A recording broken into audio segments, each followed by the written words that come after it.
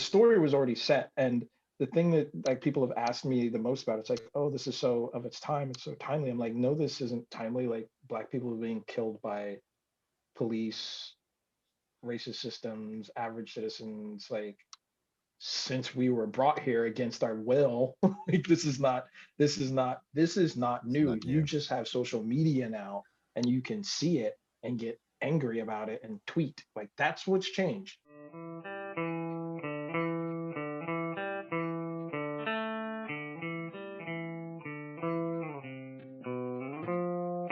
Welcome back to the Comics Cube, everyone. I am with Kwanza Osajyefo. How are you today? I'm good. I'm good. How are you? Doing okay. And it's a new era in America. And before we get there, can you give me, for the benefit of our audience who doesn't know what it's about, can you give me the elevator pitch for Black? Sure. So the premise of Black in the entire universe is what if only Black people had superpowers? And Black, the first book in a trilogy of books, is about this young man, Kareem Jenkins, who has a run-in with the police and he gets shot and killed. But superhero story comes back to life, finds out he has superpowers, and he's part of a small percentage of Black people who have had superpowers for centuries, but it's been kept secret because, of course, something like that would be pretty disruptive to society. And that's sort of his struggle throughout the story is like whether or not he should help preserve this secret, knowing that, it's not going to change anything for Black people, but also knowing that if he exposes a secret, it's going to change things for Black people, maybe for the worse. So it's like a double-edged sword that he's sort of dealing with and like who he is, within this like universe that's just been exposed to him. And like that's kind of like the catalyst for the entire universe because he also has a very unique power that kind of captures everyone's attention and there's all these different factions who are trying to vie for his allegiance or And capture because some of them don't want to be his friend at all. how did this project come about? Um, it was a project that I had come up with like ages ago, maybe almost like 15 years at this point. And it was just one of those things that as a comic book reader and as a fan, like I grew up not seeing a lot of representation or a lot of characters that looked like me that came from backgrounds like myself or the people that I knew, and then Milestone emerged and there was like a little bit more representation, but Yeah. then that eventually sunsetted and stuff. So as I joined like the comic book industry myself as a professional working at Marvel and DC, I got to see how the sausage was made, and I was like, oh, there's not a lot of people of color even working at these companies. So without it even being something like Machiavellian, it was more systemic. I was like, oh, this is why we don't have as much representation. It's not even on people's radars because why would it be? Like if you're in these sort of spaces where there's no other perspectives really, be they female, like people of color, LGBTQ, if those things aren't there, then it's not even it might not even pop in people's brain that they should be, but it's very prevalent in my brain. Yeah. So uh, it was something that like I kind of sat on because I was launching DC's web comics imprint, but after I left DC, like the idea was just still there. So I approached my co-creator Tim. I was like, "Hey, remember that idea? The one what if only Black people had superpowers?" I was like, "Let's do it." Like times have changed. Like when it's not about like pitching publishers. There's platforms like Kickstarter now, and I was like, "Let's put it online, and if people like it, they like it. If they don't, then we know to stop bothering." It's a dumb idea. Nobody's gonna like. And so I approached Jamal, Kari Randolph. These are all people who I knew through the industry personally, but also worked with some of them. In my position as a digital editor, and they jumped on board. And so we launched a Kickstarter back in I think 2015. 15, yeah. Yeah, I'll get to that and at some point.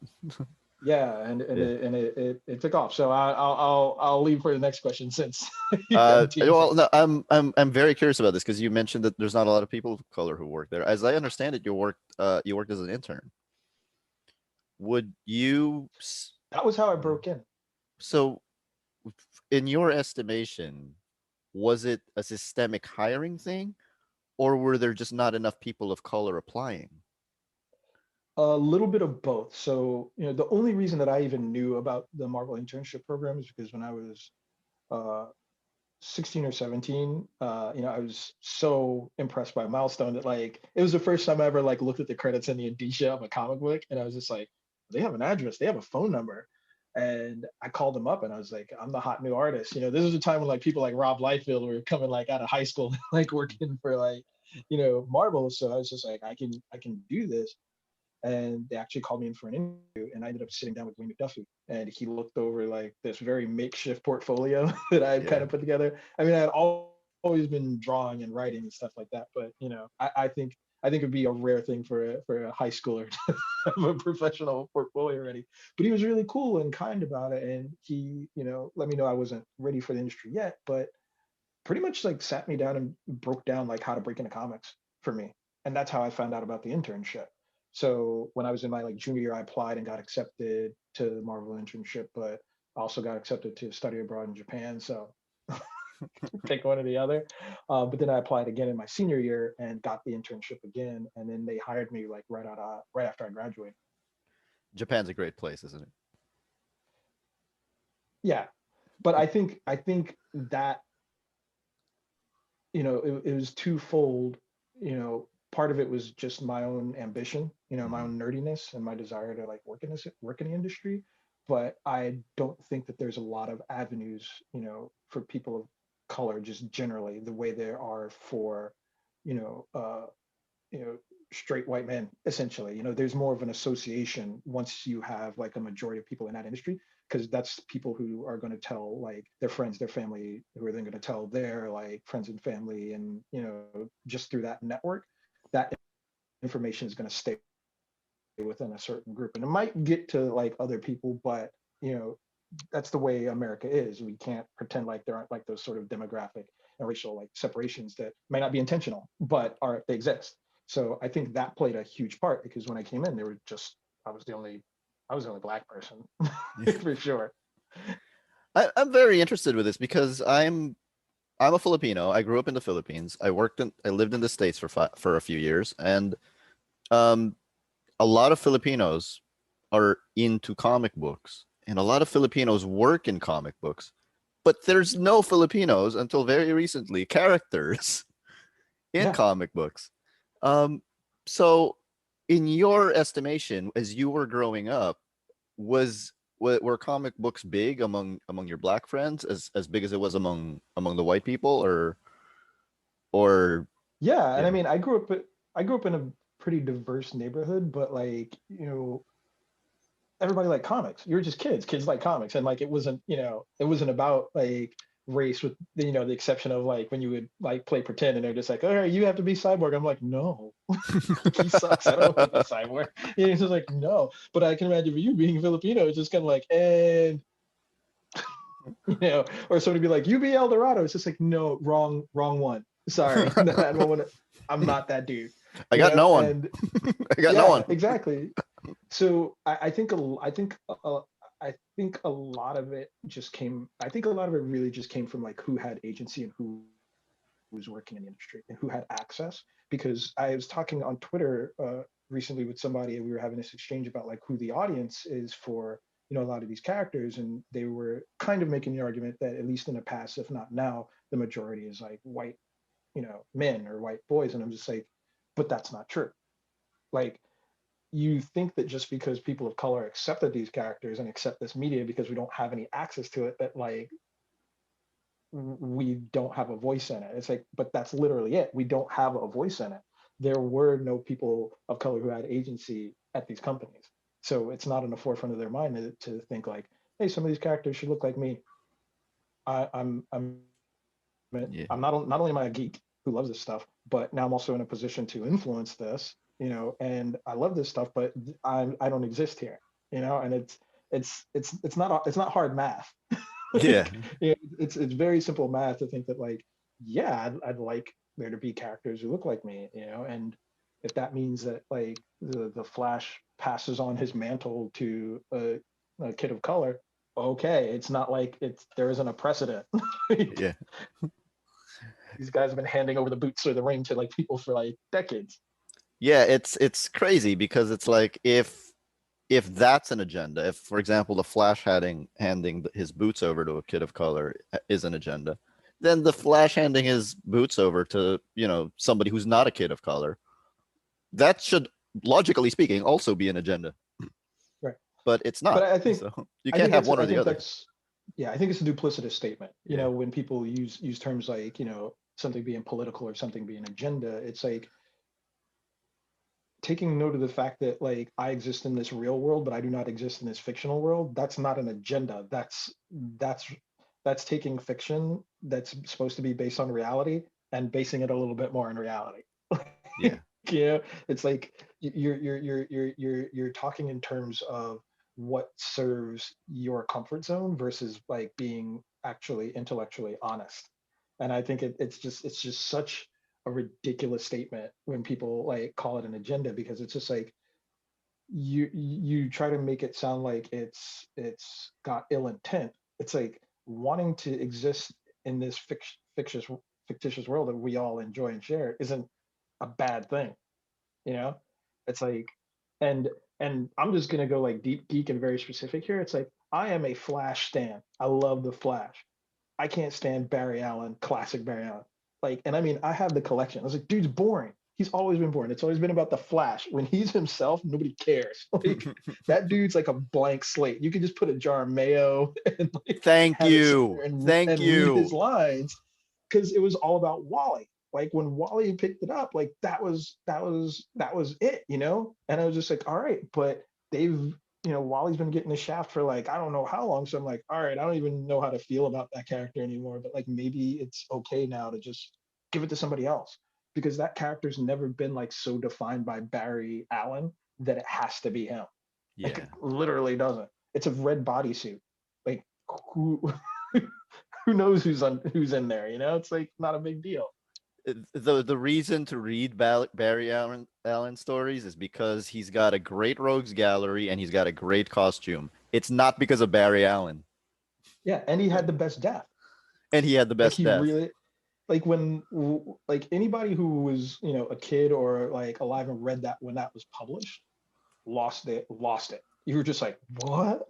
What? Like that was real death, like for you. And then what came after it, and then like as a publishing initiative, them sticking to that and Yeah. having Wally West like continue that legacy was brilliant.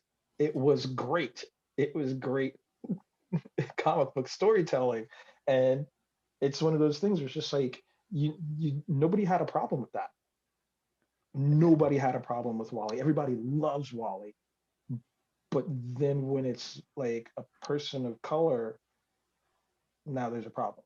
When it's a person who's Not non-binary, binary, yeah. when it's a woman, like then all of a sudden there's a problem. And to me there's no rationale that you're just a bigot.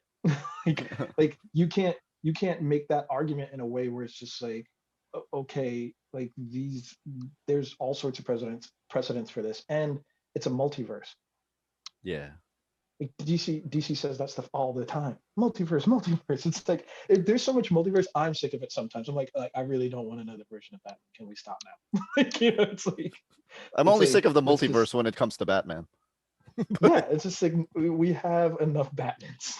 Like, just I'd like to take it see more easy. versions of the Flash, for example. I'm done with Batman. Here's the thing about Black that I spoke to Jamal about was Mhm. I couldn't help but compare it to the X-Men. Yeah, Um, the thing is, if the X-Men show their powers and they're persecuted, the government creates this classification called mutants. They try to go after mutants. They try to identify mutants. In Black, they just go after Black people. kind of. Yes. How, like, can you explain? Again, I'm not an American. Can you explain the dynamics of that to our viewers? So, growing up and reading the X-Men, I think a lot of people who are fans of it always felt that like sort of, oh, they're outsiders. That's the connection point and stuff like that. And it could apply to any other group. And I think that's how a lot of people looked at it. But as someone growing up in America and being a Black person growing up in America, after a certain amount of time and maturity, like I started to look at it and go like, no, this is not what it's like to be other in a country where there's like one group that's has like supremacy over the other one because Wolverine's not getting pulled over in his car because he's driving a nice car, you know. Jean Grey's not having her application thrown into the trash because she has a mutant sounding name. Like these are real things that black people face. Like like Iceman isn't getting beaten to death just because of how he looks, because how he looks is like an average white dude. And that was most of the X-Men for me growing up. It's like, yeah, if you guys don't wear these costumes, nobody actually knows you have powers. And everybody else in your universe has powers. So none of this makes sense.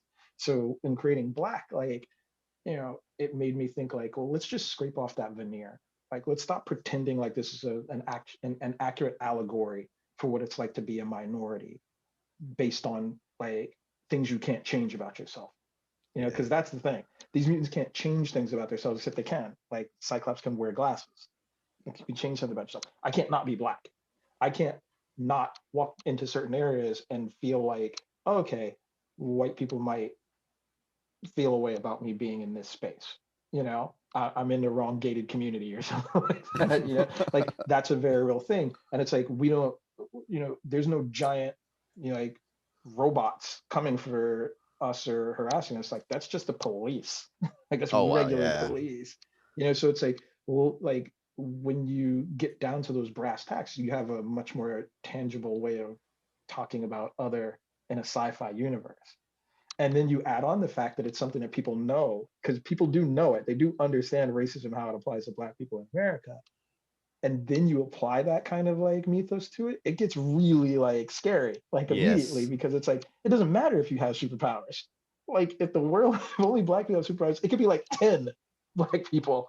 And the next thing you know, it's like all become suspect. And that's the real tension of the story. And that's the tension for the lead character because he like they all know that. They're like, if this becomes public knowledge, everybody's in danger now. It's not just about us. Like, yeah, we got the powers, great, but we can't like, go out and start using them. Like, it's like we can't like, start fighting crime. Like that's not how it's gonna work. Yeah, I mentioned this to you on Twitter. I thought that because you had an argument with another writer Mm. about the X-Men. Um Oh, right. Yeah, and yeah. uh and I said to I mentioned in the thread that I actually thought Black was a more logical way of approaching that whole metaphor because because in the world of the X-Men, there are so many other characters with superpowers that Right. in my mind it didn't really make sense that they would be ostracized for it. Hmm. Whereas, for example, the Fantastic Four, I mean, the thing is right there. So, Yeah, and, big orange and, brick guy. Why does he get a pass? and he gets a pass. So, Yeah. uh, I thought that was very interesting because you couldn't walk away. You can't walk away from that, and that is what happens. That is what happens in America. I mean, you just look at the news, and you know George Floyd was killed for what count owning Passing counterfeit kind money or something. yeah, which if you're an American, we've all done that without knowing. like, like you've been in a supermarket, so it's like, yeah, this isn't real, and you're just like, well, I don't know that. Like, I don't Yeah. have the fancy marker at home that does the thing. Like, Why would I check every bill? yeah, exactly. It's just like I don't know what you're talking about. So So yeah, it's yeah, I that thought that was context. interesting. I thought that was interesting because you basically did take that layer away. So I'm going to ask about the X-Men again. Um, things that you cannot change. So would you say that characters like Nightcrawler were closer to that kind of experience? Yeah, and it's interesting because I think as that series progressed, there were characters who I thought like, oh, like if, and I feel like they've started to do that more uh, with that brand and that property. It's like to move away from the like as so many beautiful white mutants because it doesn't really. It's just like, guys, this is dumb.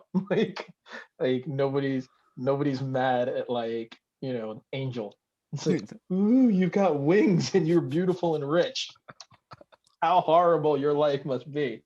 So Wings are an I think, improvement in life. yeah, exactly. It's like, oh, in fact, he would kind of be like, they throw shade. It's like, oh, you're a billionaire, like legacy wealth kid, and you have wings? Poor baby. So it's the kind of thing where like I think characters like that have been underutilized sometimes. Because I mean they've told great stories with like Nightcrawler and like how he's had to like, you know, like point out to the other X-Men. It's like, yeah, I got like two fingers, guy. Like I don't know what, I'm not going to the bar. But then, they'd have these moments where he would use the holographic projector Yeah, to pass. And it's just kind of like that can't used do to that. do my head in because I'm like, I can't like, what are you telling like somebody black? Like, oh, I've got to go and pretend to be, and he always chose to be white.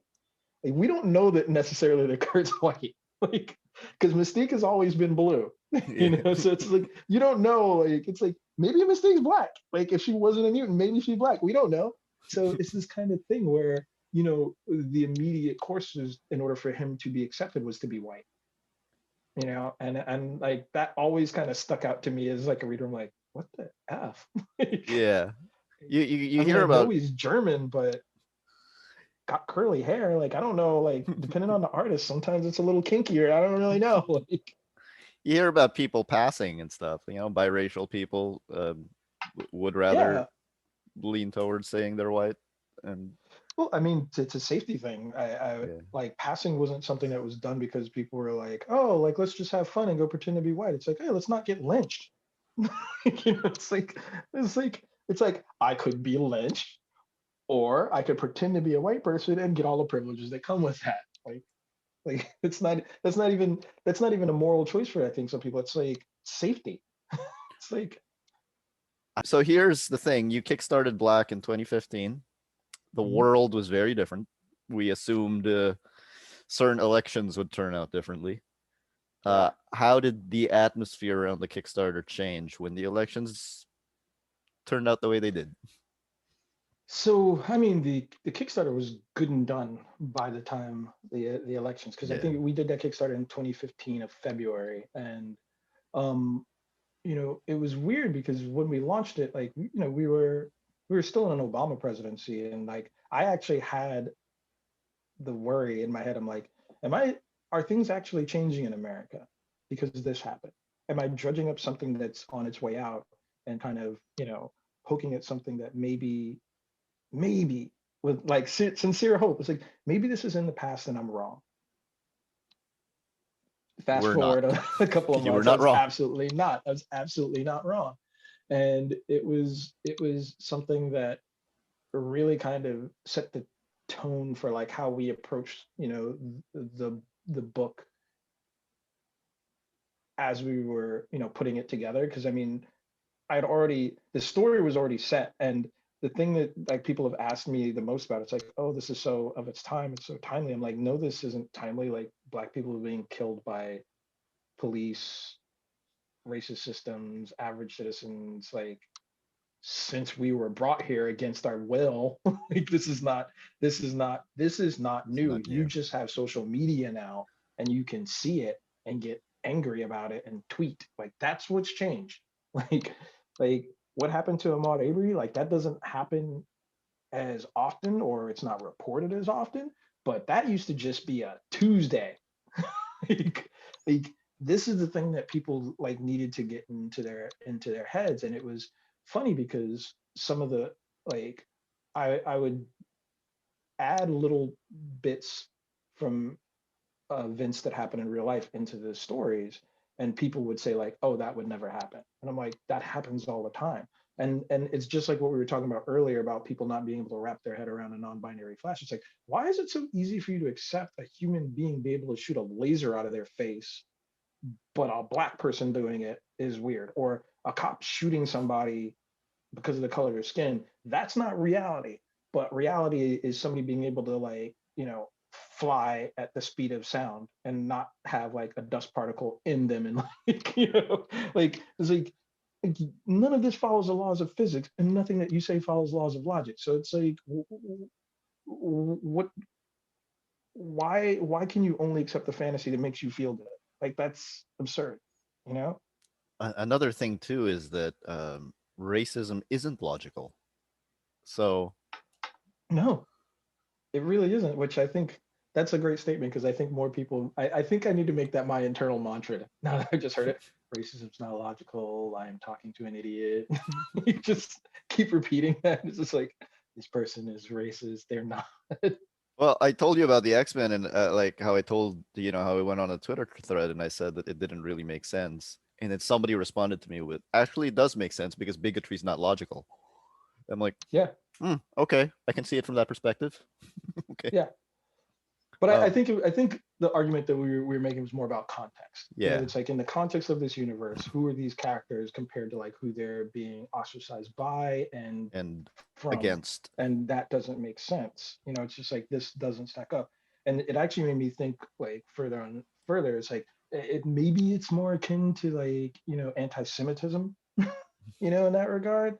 Maybe it's Maybe. closer to that, especially with like the new mythos with Krakoa and stuff like that. I was like, maybe it's closer to that, but it's not the same as like, so like when people just make that comparison, it's like, oh, it's about the civil rights movement. It's like, it's very much not. it's not.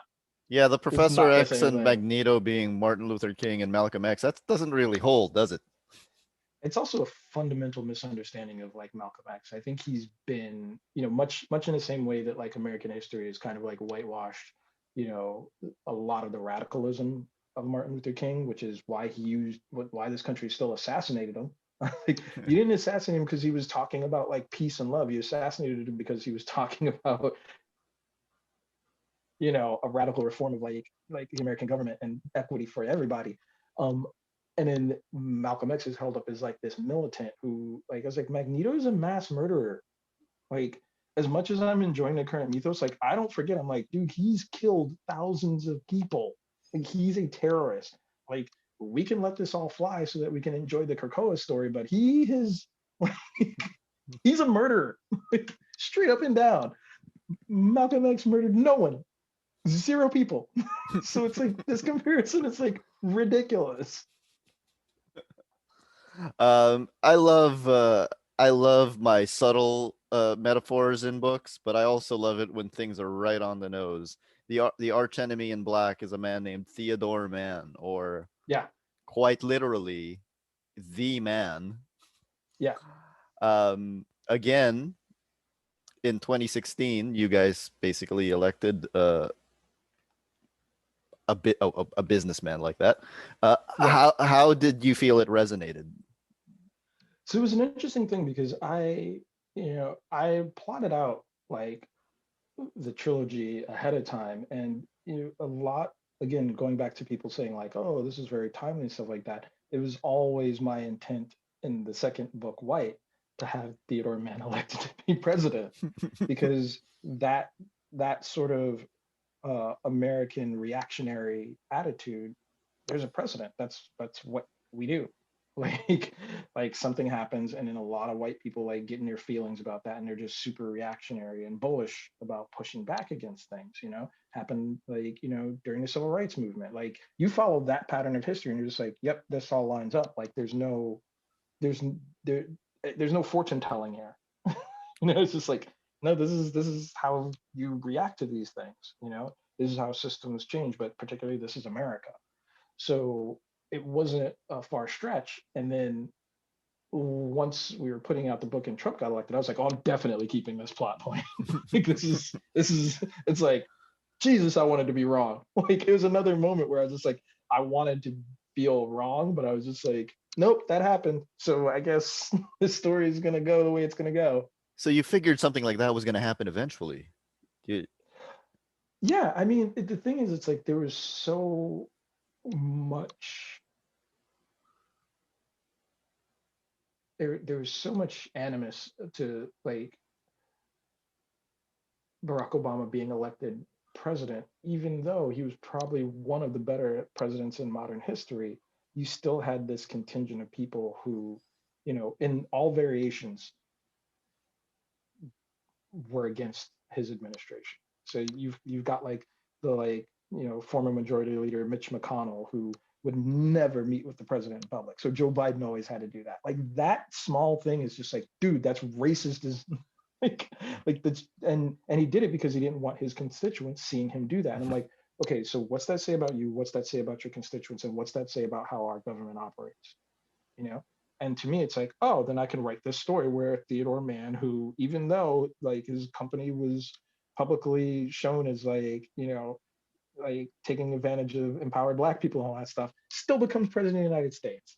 And the same effect that like, there was, a domestic terror attack incited by the president that time at the time, and sitting senators and congress people who are still sitting in their seats Who were right now. there? Who were Yeah, there? Almost murdered. right.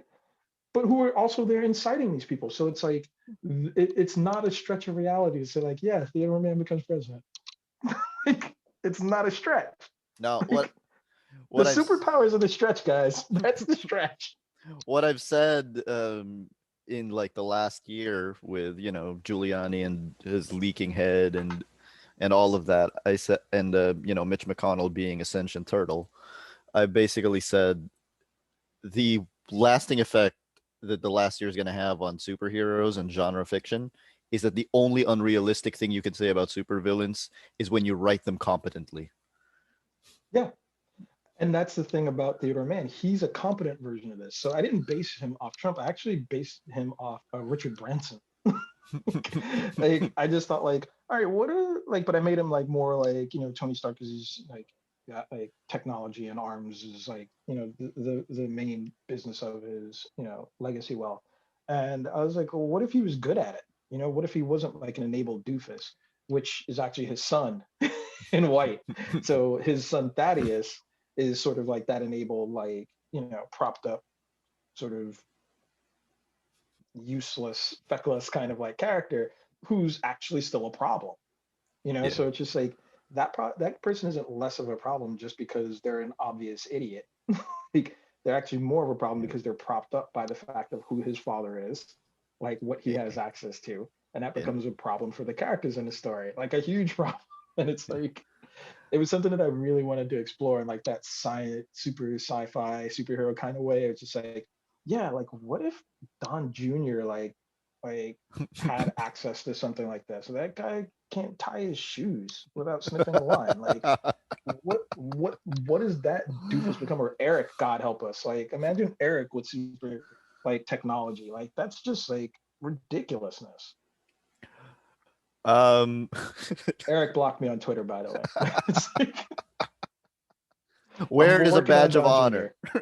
Where is a I'm like badge of working on honor? Don Jr., but he's like, oh, it's like, come on, man. Yeah. But okay, so the now you're releasing White. The world has changed again, but Mhm. obviously the masks are off now. Uh, Yeah. do you feel that the atmosphere has changed again for you? I think it's one of those things where it's like I've been really trying to practice a lot more candor. I'm trying to practice it without seeming like reactionary or cursing as much. That's proving difficult, but just calling things what they are, and that's a lot of why I felt like, making a book like Black had to be met with a book like White, which is exactly what happens when you have, a system that's based on race. This book doesn't exist without this other one being like some sort of response to it, or Yeah. some sort of like reflection of it. And it wasn't about anything changing. It's the same thing. It's just like here's the first part of the trilogy and here's what happened. And now that people know only black people have superpowers, how's America going to react to that? What are they going to do? And they're going to do like kind of what we've seen in the last 4 years, which is kind of show their ass. I'm sorry, I don't know if you could curse on here, It's but it's fine. like, Yeah. but it's like you're going to, reveal who you actually are. And I think that's been like the really jarring thing is like a lot of people have been, sort of not understanding the things that black people have said about, America in terms of justice and equality and stuff like that. But now with the, establishment being a little bit on its heels and realizing that it's losing demographically, because that's a lot of what this is. That's a lot of what's been pushing this. It's like since the 2000 census predicted that white people will be a minority by, I think it was, what is it, 2030. Like that has been frightening because they worked really hard to make sure that they were a majority by killing a lot of black people and Native Americans. So it's been this thing where it's like they're going to lose demographically because this it's almost like they're victims of their own racism in a sense, because you set up a system in which this group is superior by birth of like, you know, their skin color and like their gender. But once you start losing the physical majority of that, it becomes harder for you to hold on to that power because you can't afford that to the people who you've oppressed for not being that. So it's like you can't give black people whiteness. So what are you gonna do? It's like you already gave it to like Polish people, Italian people. It's like you're running out. Like you don't have any more. So what? You tried it with Asians, but I think Asians are just kind of like, it's like that's nice, but like it's like it's like you still say awful stuff to us too. So I mean, like not like not 100% on your team with that one. Like it's like get out of here with that. Like I'm not stupid. What can people expect from White? I think what they can expect is much like Black was like exploring, you know, just the idea of you know immutable uh features and how like that plays into racism and like that construct in White. What you kind of see is like how that how that breaks down, how that starts to fail, but also how it is kind of propped up, because there's very much about the book is man's machinations for like trying to like hold on to power, because you know he wasn't able to get Kareem in the first book, so Yeah. now he's kind of pivoting, like what's real power. It's like if I can't have the superpowers for myself, can I control the superpowers? Like what?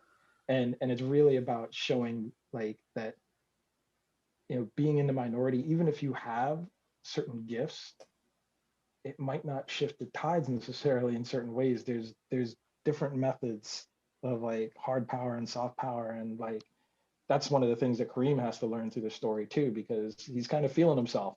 He's 3 years older. He Yeah. started figuring out his powers, even though they're still kind of random.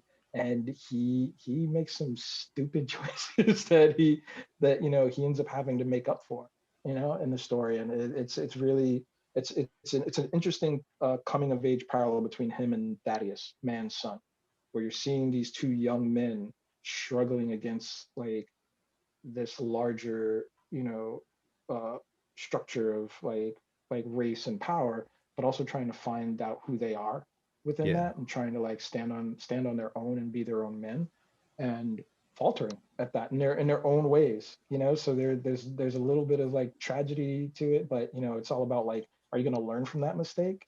Are you going to stay in the shadow of the past? Are you going to stay in the shadow of like your predecessors? Or are you going to try and like learn from your mistakes, move forward, and grow, as a person? So that's a large amount of what it's about. How much of you is in Kareem Jenkins? Like, Probably none, I would say. I actually based him off of a cousin of mine who's also named okay. Kareem.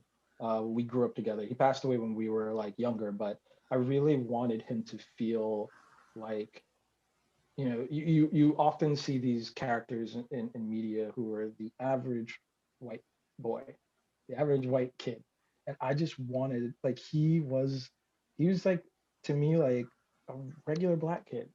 you know, he was like a lot of the other black kids who I grew up with. He was just family, so I knew him more intimately. But it's just like, you know, he had his good moments, he had his bad moments, but then there's like the context of being black in America. But he, I really wanted him to feel like a young 15-year-old black kid, and now a young 18-year-old black kid, you know? Yeah. So not, I mean, that could be me, but I was way nerdier. So like if he was based on me, he'd be like way more like into his powers and stuff like that. It's like, yeah, I'm just gonna become a superhero.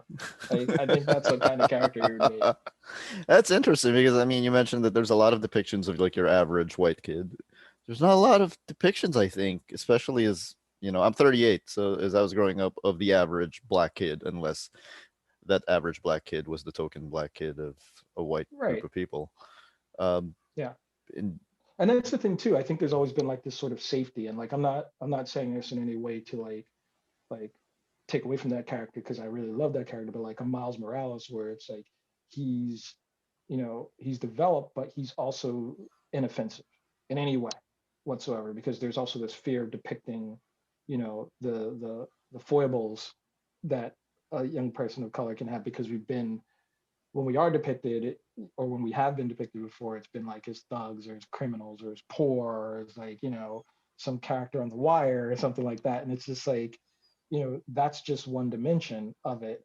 But, then with like Kareem, I didn't want him to just be, you know, this kid who's like, oh, he's just great. He's great. It's like he's not great. He does some shitty stuff in the first book. He's a little misogynistic. Like he's a teenage kid, and that was the other thing too. I really wanted him to make those mistakes because he's a 15-year-old kid. 15-year-old kids are dumb. We forget how dumb we all were when we we were were teenagers. so dumb. Not because like and for any teenagers who may watch this, like I'm not calling you dumb. I just remember that like I didn't know as much as I thought. you know, I thought I knew a lot. I'm sorry to hurt your feelings if that's making you upset right now or anything like that. But if there's one thing I just try to keep in mind, it's just like you've only been on the planet so many years. You don't know. Like you literally don't know. And you're gonna only operate off of what you do know. And I think people, we've shown teenagers being like way too mature in a Yeah, weird way through like, teen dramas and stuff like that. And it's just like dude, you just went through puberty 2 years ago. Like you were playing with like action figures definitely like 2 years ago. And now all of a sudden you gotta like figure out girls and like, like your body, like that's just a head game. So you take that and then throw superpowers on top of it. Like, no, Kareem's like a mess. He's a mess of a character in the first book, and he's got all this adult stuff just like coming at him. So in White, he's got a little bit more of his footing and stuff like that, but he's cocky now. yeah. He's like, all right, I figured it out. Hasn't totally, because when you're 18, you're not No. that much smarter. It's like no one's just send an 18-year-old off to college. I don't understand that. I was like a lunatic when I was sent off to college. It's like, why did you let me go live on my own? This is crazy. And you've got a few spin-off books, the AF books. Can you talk about those for a bit?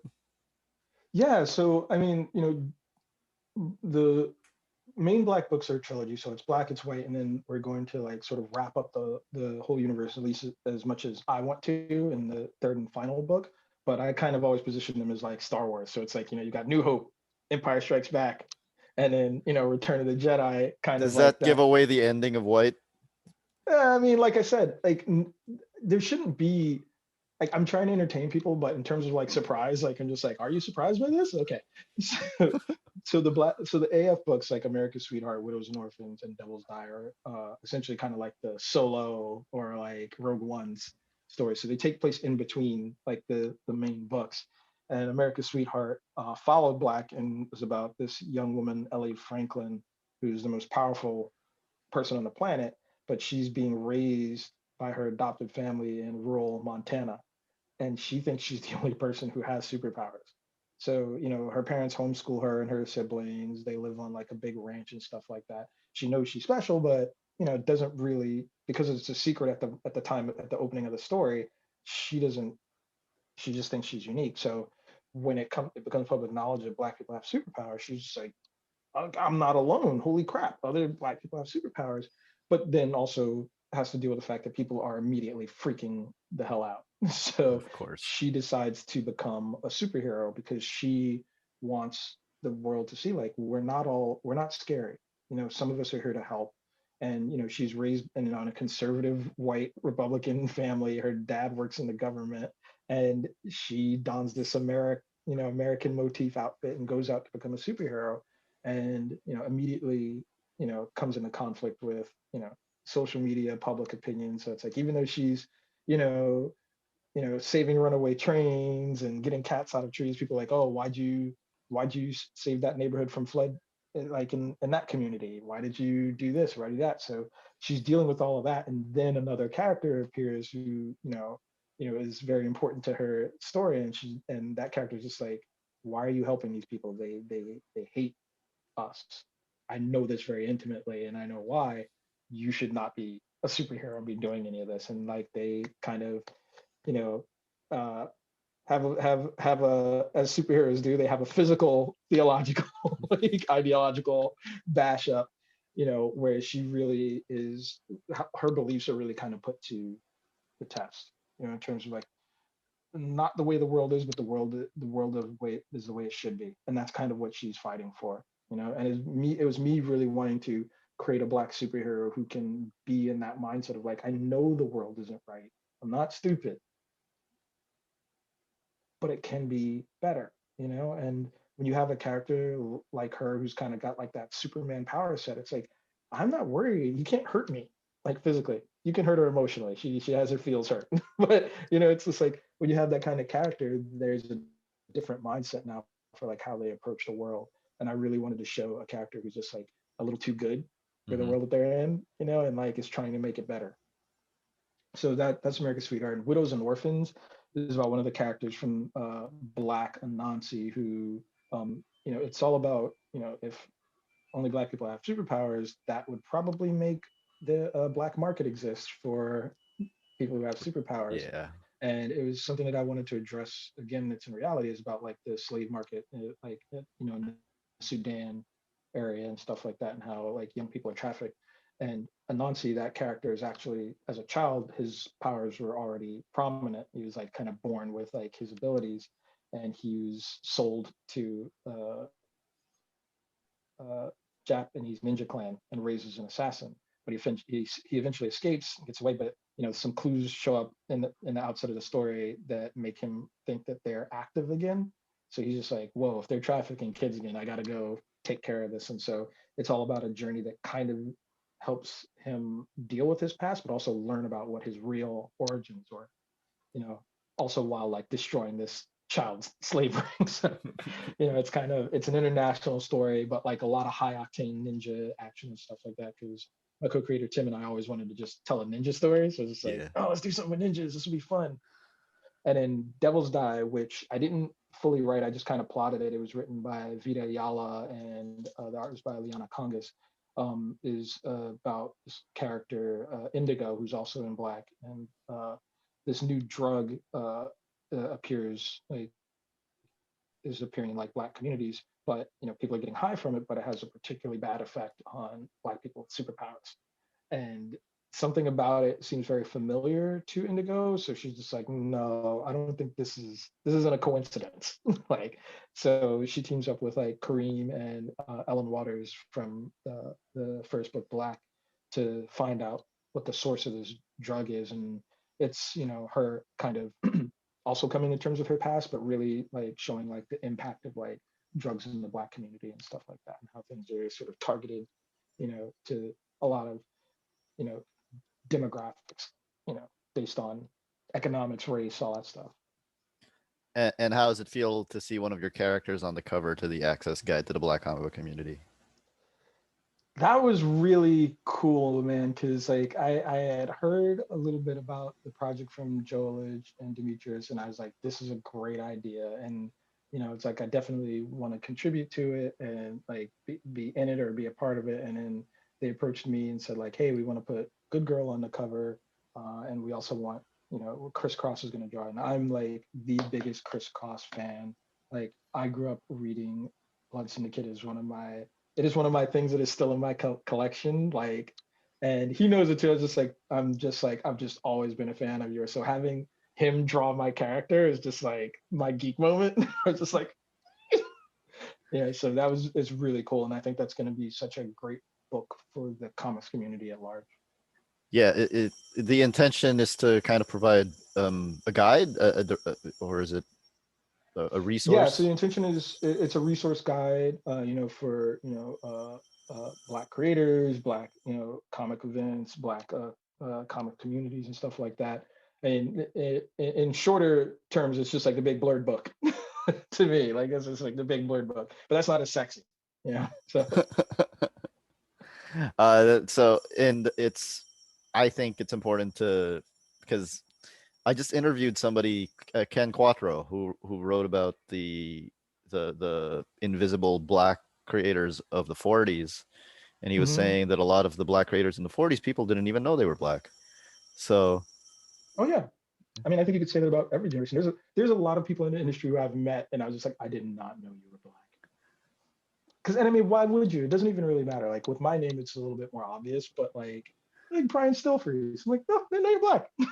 Okay, I just didn't. It's like, why would I? You know? yeah, but but with would you say the industry now compared to 20 years ago when you were breaking in was is still a victim to that systemic racism, or is it getting better?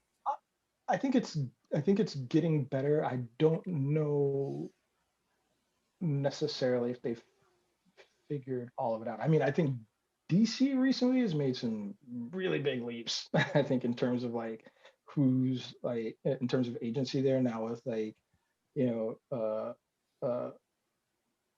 the head of Warner Brothers being like a woman of color, and now the general manager being being a man of color is just like a huge dynamic shift for that company, which I'd have to say like almost in comparison to Marvel before that happened was far behind them in terms of like representation and like kind of having like people of color have agency and a voice there. Like that's like just completely flipped on its head, and I think it's a good thing. Marvel probably was being a bit more progressive, but I still think they have a lot of. I think all of publishing just has this issue where it's just like much like our government, it's like you actually do have to hold yourselves accountable in a way that's going to make you uncomfortable. You are going to have to be candid with yourselves and say like this really can't stand, or this is unfair, and I have to acknowledge it's unfair. Yeah, Especially to me, because having worked in comic books for a decade, one key thing has always been made felt if you were a, a person working comics and didn't have any sort of like agency, if you weren't a higher up, is that you were replaceable. you know and that's fine, because I mean it's the truth. Like it doesn't matter how high up you are replaceable. DC found that out the hard way recently, so it's like that should apply. It's like, oh, you did something that was untoward, or you did something that doesn't represent this company in the right way, like I don't know, pretending to be an Asian person.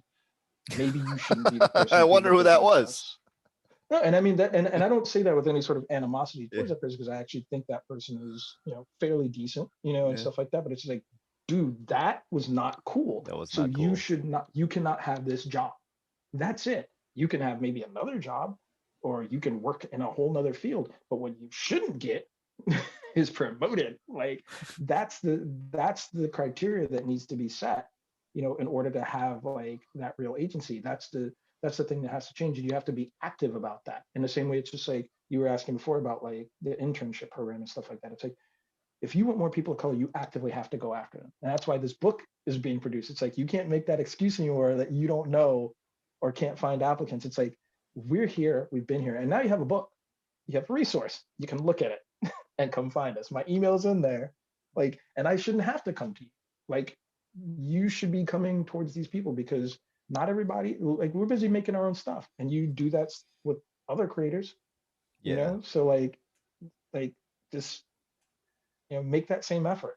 And you've done it with creators who've just made like one book, and maybe they are pitching you or whatever, but it's like if you want to create equity, you have to create equity. You can't just sit on your hands and say like, well, this person didn't do X, Y, and Z, stuff like that. Like that's that's not a fair assessment in the context of like where we are right now, which is like you don't have representation. These people don't have equity. So that means you have to do the work. That doesn't mean that you just sit there and go like, oh, I wish things could be different. Like, no, get off your butt. In the same way that you'll sit there and draw a character who's of color, yeah, hire people who are of color. And I don't just mean freelancers. I mean, yeah. like editors, maybe even better, group editors, executive editors, like people who don't get fired quickly. That could be interesting. It's interesting because in every job I've ever worked, so I work in corporate, and every job I've ever worked, there has been this policy that if there's an opening, you interview a diverse group, and then from that diverse group, you pick the best person. Now, that best person could be, somebody who's not in a minority position or whatever, but at least you considered a diverse group. And I feel like that's not that doesn't seem to be the case in comics. It's it's definitely not, but I mean, it's also about like who, again, it's that whole like, you know, there's a bit of there's a strong community and association and word of mouth in the comics industry, especially the professional one. So the reason that mostly people who are interns in the company end up becoming editors and moving up is because that's how it works. Okay. There's rarely, like, it's changed a little bit, but it's not a company where there's like a lot of cold hires, you know, where it's like people just apply on the internet like any other job, you know. It's very much like, how much do you know about comics? Have you worked at a comic book company before? Which is fair because yeah, you should have some professional skill. But at the same time, if you look at all of publishing, I think there was an article recently that I posted that was talking about like how, you know, black sci-fi writers don't get as many opportunities or as much pay as like white writers, and only like represent like point zero zero zero zero zero zero zero zero 2% of the Of the industry. income, yeah. And yeah, and it's like, and it's one of those things where just like, again, you have to make the effort if you want this, you know. And it's, to me, it's like, it's not a hard thing to say like, oh, maybe the GM of DC should be a black person, you know. And if you can do that, you can also say like, all right, then we need to also make sure that our, you know, our working group is more diverse too, you know, when there's openings. I'm not saying go and like fire all the white people. It's ridiculous.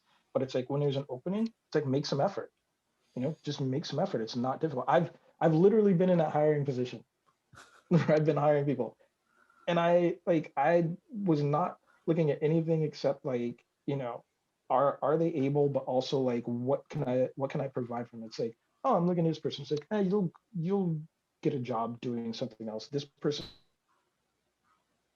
really good as well. But if I give this person a job, this is actually gonna be something that changes us for the better and like benefits them.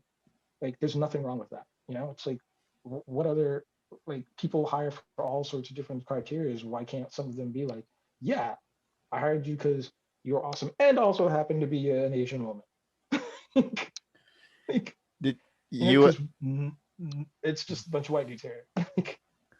you ever feel did it ever was it ever a bigger obstacle, the fact that you have such a very you have a very black name? So do you think you got more of that uh, as opposed to say somebody like Brian Stelfreeze? I maybe, but I've never felt it because I think since my name is, you know, a holiday, I think people are more familiar with it. So Okay. they don't they it's almost like that black name. It's like, you know, you should know this one, right? You know, it's like this is something that's very African. Like it's an actual African word. Like there's no, you know, there's nothing that should, you know, like raise those normal red flags unless you're a total racist. But I've I've felt more that people have a certain expectation, especially now because of black, and like seeing my name, they just think like, oh, well, you just like you do the black stuff. And I think a lot of black writers who've like done stuff, like Christopher Priest complains about this all the time. We're just like, I don't want to be the guy who's just brought in to write the black stuff. You know, it's like I want to have the same opportunities and write the same, you know, plethora of characters that any white writer would. And that's fair considering how much, considering his body of work, he gets to say that, you know. um, and for me, it's like it's been the same thing. So when I did the work with humanoids and stuff like that, you know, that was me doing something that just wasn't, you know, Mhm. solely like about representation or like blackness or anything like that. It's like, no, I'm just writing sci-fi comics, and yes, it's diverse and stuff like that because that's the world.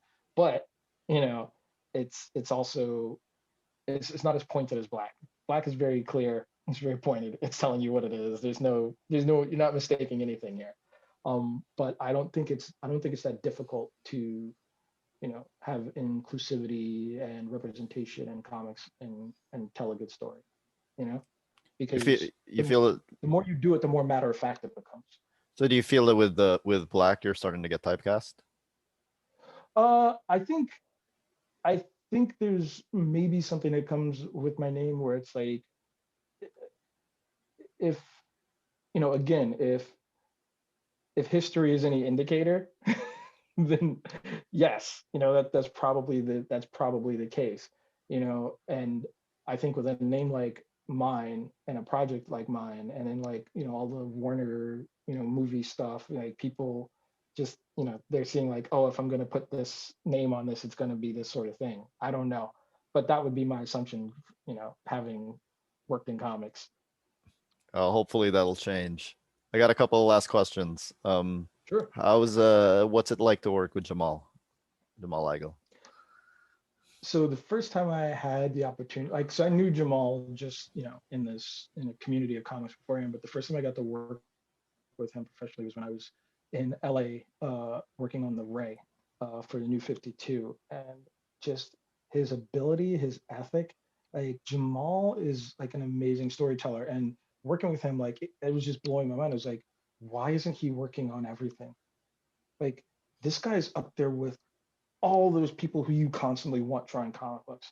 This is Frank Quietly. This is like, Ivan Riaz. This is all the guys who are Is just like, Alan Davis? This is yeah, they're bank artists. Like, you're just gonna get consistently dope art panel for panel. There's no garbage panels with Jamal.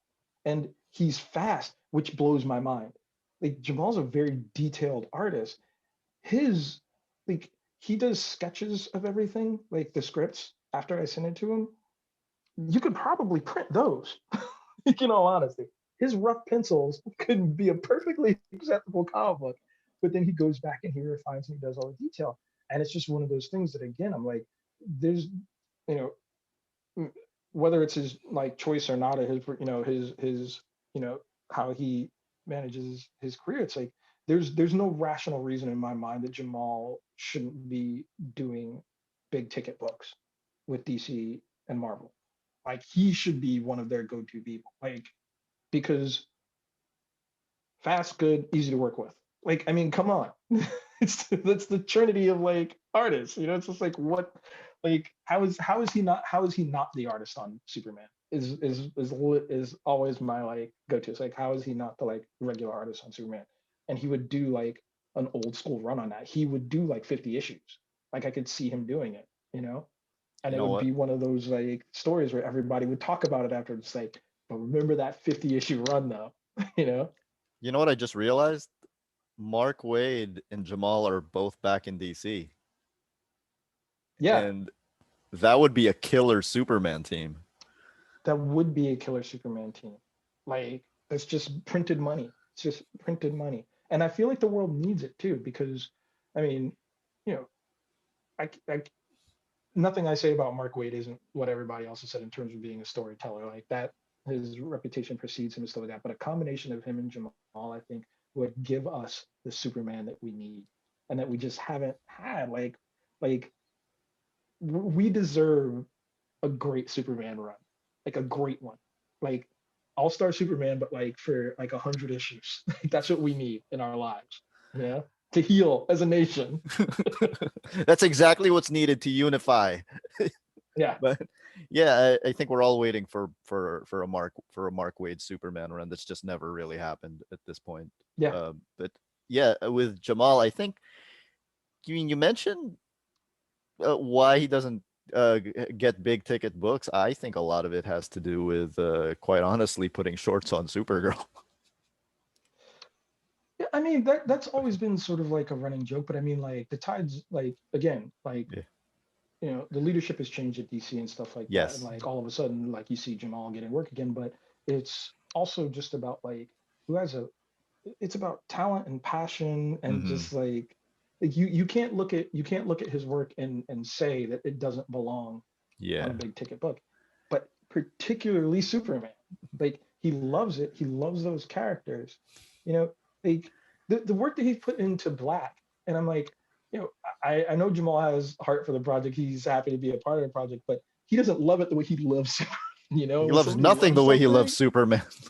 exactly. So it's just like, oh my God, give him that book. Like, just give us 12 issues. I'll take one hardcover volume, man. Like, just one, because I know it'll be a banger. Awesome. Um, so thanks for thanks for doing the interview. Absolutely. Really Thanks for having me. I'm really happy. I'm really happy you came on the show. Yeah, it This is was great. good chatting. So that I always like an opportunity to geek out and chat comics.